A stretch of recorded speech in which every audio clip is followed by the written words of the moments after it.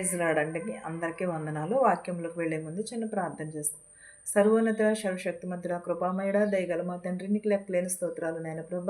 వినిచిన వారికి చూచుచున్న వారికి ప్రతి ఒక్కరికి మారు మనసు దయచేయమని అడుగుచున్నాను ప్రభ. ఏ కుటుంబంలో ఏ శోధన ఉన్నదో మాకు తెలియదు కానీ ప్రభ, నువ్వు శోధన నుంచి వేద నుంచి తీసివేయమని అడుగుచున్నాను ప్రభ.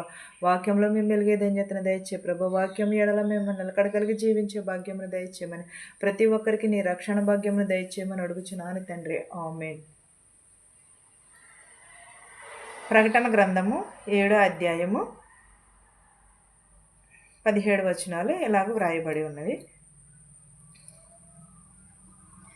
అట్టు తరువాత భూమి యొక్క 4 దిక్కులలో 4 దేవదూతలు నిలిచియుండిరి. భూమి మీదనైనను సముద్రము మీదనైనను ఏ చెట్టు మీదనైనను గాలి వీచకుండునట్లు భూమి యొక్క 4 మరియు సజీవుడగు దేవుని ముద్ర గల వేరొక దూత సూర్యోదయ దిశ నుండి పైకి వచ్చుట చూచితిని.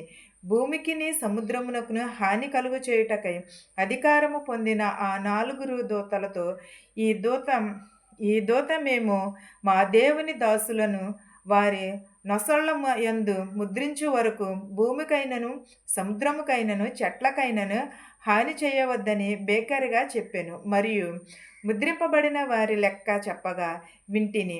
ఇశ్రాయేలు గోత్రములన్నిటిలో ముద్రింపబడిన వారు 1,44,000 మంది. యూదా గోత్రంలో ముద్రింపబడిన వారు 12,000 మంది. రూబేను గోత్రంలో 12,000 మంది కాదు, గోత్రములలో 12,000 మంది. అషేరు గోత్రంలో 12,000 మంది. నఫ్తీల గోత్రములలో 12,000 మంది. మనషే గోత్రంలో 12,000 మంది. షియోను గోత్రంలో 12,000 మంది. లేవి గోత్రంలో 12,000 మంది. ఇషాకారు గోత్రంలో 12,000 మంది. జెబియేలు గోత్రంలో 12,000 మంది. యోసేపు గోత్రంలో 12,000 మంది. జెబెనియమీను గోత్రంలో 12,000 మంది ముద్రింపబడి ఉండిరి. ఎలాగూ మట్టు తరువాత భూమి యొక్క 4 దిక్కులలో కూడా ఏమి ఉన్నది? దేవదూతలు నిలిచి ఉన్నవి. భూమి మీదనైనా సముద్రం మీద గాలి వీచకుండా ఈ 4 దేవదూతలు ఏం చేసినా కావలా కాచాను. ఇప్పుడు చూడండి, మనకి గాలివాన వస్తుంది. గాలివాన వచ్చి మన దేవుని కాపుదల లేకపోతే ఎలా ఉండగలదమ్మా? విజయవాడ కానీ కాకినాడ కానీ ఎన్నో కొన్ని దేశాలు కొట్టుకుపోయి ఉన్నవి. దేవుని దేవదూతలు మన చుట్టూ ఉన్నారు కాబట్టి, మన కావలా ఉన్నది కాబట్టి దేవుడు మనలను ఇలాగ సజీవ రెక్కలలో ఉంచి ఉన్నాడు. ఆయన రెక్కల చాటున మనలను భద్రము చేయుచున్నాడు. ప్రతి ఒక్కటిని కూడా ఆయన ఆధీనంలోనే ఉన్నవి. 4 దేవదూతలు 4 పక్కలన మనల్ని కాచి ఉన్నది కాబట్టి ఈ రోజుని మనం ఎలాగ నిలిచి ఉన్నాము. లేకపోతే మనం ఏమైపోదుమో. ఎంతోమంది కొట్టుకుపోతున్నారు. ఎంతోమందికి భూకంపంలో, వరదలో, కొండలలోని ఇవన్నీ కూడా కొట్టుకుపోతున్నారు. కానీ దేవుడు మనల్ని ఇలా ఉంచాడంటే ఆయన ఎంత కృప, ఆయన ఎంత కాపుదల మన మీద ఉన్నది. 12,000 గోత్రములు గలవారు యారు? రూబేను గోత్రంలోని, బెన్యామీను గోత్రంలోని, మోషే గోత్రంలో. కానీ ప్రతి ఒక్కరు కూడా 12,000 మంది దూతలు వారిని కాచి కాపాడినవి. అలాగే దేవుడు కూడా ఈ రోజుల్లో మనల్ని ఇలాగే సజీవ రెక్కలలో ఉంచి ఉన్నాడు. ఆయన కాపుదల, ఆయన దయా కిరీటము మనపైన ఉన్నది కాబట్టి ఈ రోజున మనము సజీవులుగా. సగ్నీటి బిల్లంతా కూడా మునిగిపోయినది. కానీ మనల్ని దేవుడు ఇంత హాని కూడా చేశాడంటారా? మన దేశాన్ని ఇంత హాని కూడా చేయలేదు. అంటే దేవుని కాపుదల మనపైన ఎలా ఉన్నదని అంటారు. ఒక్కసారి గుర్తించుకోండి. ఒక్కసారి దేవుని ఎడల మనం ఎలా ఉంటున్నాము? కృపని కలిగి ఉంటున్నామా? దయని కలిగి ఎలా ఉంటున్నామో ఒక్కసారి ఆలోచించుకుంటే మనకి తెలుస్తుంది. మనం దేవుని 4 దిక్కులలో కూడా దేవుని దూతలు మనకి కావలా ఉంచి ఉన్నారు. 12 గోత్రంలో వారు అవేమనగా యూదా గోత్రంలో ఉన్నవారును కూడా అషేరు గోత్రంలో ఉన్నారు. సిమోను గోత్రంలో ఉన్న బెంజమీను గోత్రంలోని కూడా ఇవన్నీ కూడా దేవుని గోత్రంలో, బెన్యామీను గోత్రంలో ఉన్నవారు కూడా, జేబేలు గోత్రంలో ఉన్నవారు ముద్రింపబడిన వారు. ఈ శేఖా గోత్రంలో 12,000 మంది రక్షింపబడి ఉన్నారు. అంటే 12,000 మందిలో మనము కూడా ఉన్నట్లే కదా. ఎందుకంటే మనం కూడా సజీవ రెక్కలలో ఉంచి ఉన్నాడు ఆయన కృప, ఆయన కాపుదల లేకపోతే ఈ రోజున మనము ఇలా ఉండలేము. ఆయన కృప వల్లనే మనం ఈ రోజున ఎలా ఉన్నామంటే ఆయన దయ. అయినా సరే దేవునికి మనం ఏమి చెల్లించుచున్నామో ఆయన దేవదూతలు మనకు కావలా ఉన్నాయి. మన నొసళ్ళ మీద ముద్రింపబడి, మనము నొసళ్ళ మీద ఈ రోజుని మనం చూస్తున్నాం. ఆధార్ కార్డు లేకపోతే మనము ఎక్కడికి కూడా వెళ్ళలేము. ఆధార్ కార్డు లేకపోతే మనం ఏది కూడా చేయలేము. ఆధార్ కార్డు ప్రతి దానికి అలాగే ఒక రోజున మనకు కూడా ఒక ముద్ర వేయబడి ఉన్నది. అందరికీ తెలిసిన విషయమే.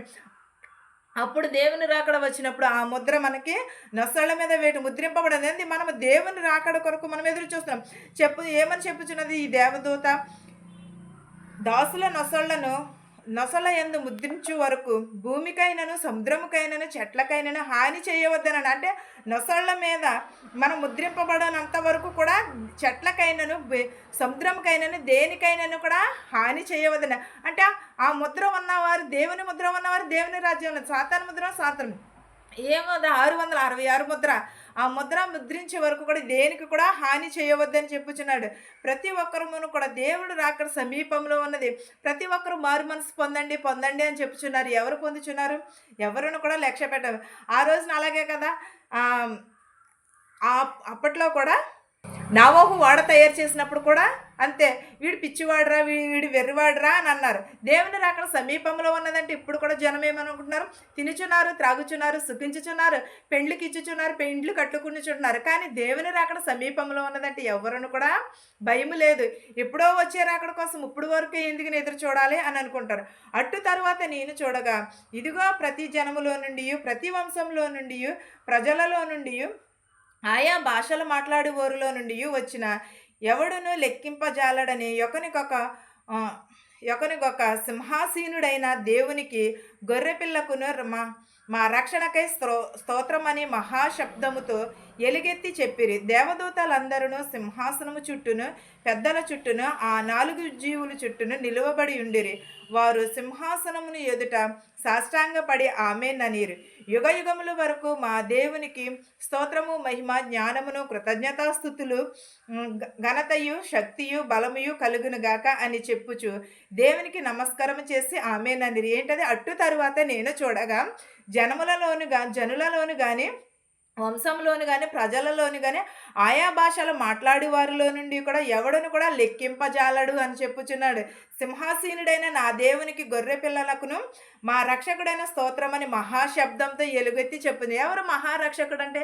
మన నిజమైన యేసుక్రీస్తు, మన ప్రభు అయిన యేసుక్రీస్తు. దేవదూతల ఎదుట అందరూ కూడా సింహాసనము చుట్టూను కూడా ఆ 4 జీవులను కూడా నిలబడి, సింహాసనము ఎదుట నిలబడి సాష్టాంగమును, దేవదూతలే కాదు మనము కూడా, ప్రజలందరము కూడా దేవుని ఎదుట సాష్టాంగపడి యుగయుగములు కూడా మన దేవునికి స్తోత్రము, మహిమ కలుగును గాక.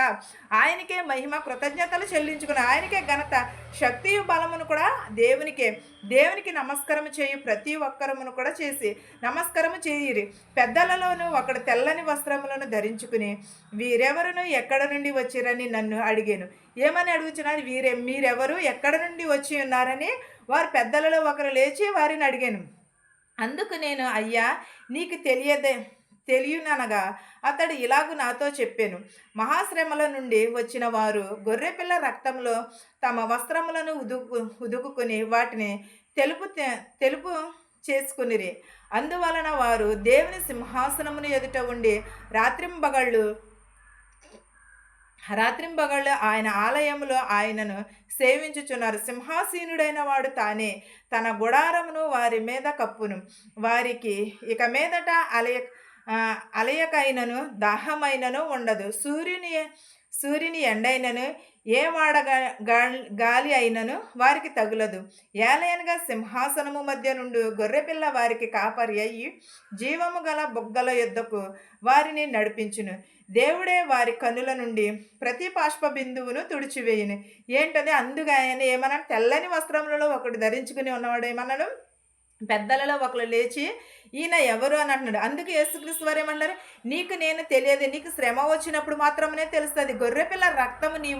గొర్రెపిల్ల రక్తంలో తమ వస్త్రములను ఉదుక్కునేటప్పుడు మాత్రమే, తెలుపుని వంటి వస్త్రములను ధరించుకునేటప్పుడు మాత్రమే మీకు నేను తెలుస్తాను. అంటే దేవుని సిలువేయబడినప్పుడు, ఆయన రక్తము కాచినప్పుడు అందులో తెల్లని వస్త్రములు అందరూ కూడా పంచుకునే వరకు, అప్పుడు వరకు కూడా మీకు నేను తెలియదని అన్నాడు. అందుకు ఆయన నీకు ఇలాగే చెప్పాను, మహాశ్రమ కలిగినప్పుడు మాత్రమే నీకు గుర్తుకొస్తాను అన్నాడు. అందుకు దేవుడు ఏమంటున్నాడంటే, సింహాసనం ఎదుట ఉండి రాత్రింబగళ్ళ ఆలయంలో ఆయనని సేవించుచున్నాడు అని. మనం రాత్రింబగళ్ళు దేవుని సేవిస్తున్నాము, దేవుని కృతజ్ఞతలు చెల్లించుకుంటాము. ఆయనకే యుగయుగములు మహిమయు కలిగినగాక. ఇక మీదట ఎవరికైనాను సరే దేవుని స్తుతించే వారికి, దేవుని ఆరాధించే వారికి ఎండ దెబ్బ అయినను తగలదు, సూర్యుని దెబ్బ అయినా తగలదు, వడగళ్ళు అయినను తగలదని చెప్పుచున్నాడు.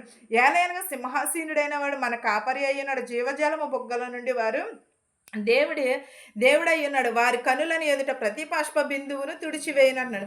అంటే మనకెంత కష్టం వచ్చినా శోధన ఆయన మరి ప్రతి బాష్ప బిందువును కూడా తుడిచివేసిన మనకి ఎండ దెబ్బ అయినను రాత్రింబగలు 10,000 మంది మన మీదకి దండెత్తికిని వచ్చినను సరే దేవుడు మనలను కాచి కాపాడుతాడు.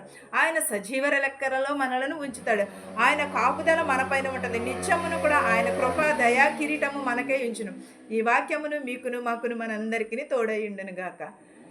ప్రార్థించుకుందాం. సర్వోన్నతుడ సర్వశక్తిమంతుడ కృపామయుడ నీకు స్తోత్రము, నీకు వందనాలు నాయన. గడిచిన కాలం అంతా మమ్మల్ని కాచి కాపాడి సజీవ రెక్కలలో ఉంచినందుకు నీకు స్తోత్రాలు యేసయ్య. నేను ప్రభా వరదలు వచ్చినవి, భూకంపములు వచ్చినవి ప్రభా నీ స్వాధీనంలో ఉంచుకొని ఆయన వీటన్నిటిని ప్రభా నువ్వు స్వస్థపరచునైనా వీటన్నిటిని ఆఫ్ చేయమని అడుగుచున్నాం ప్రభా.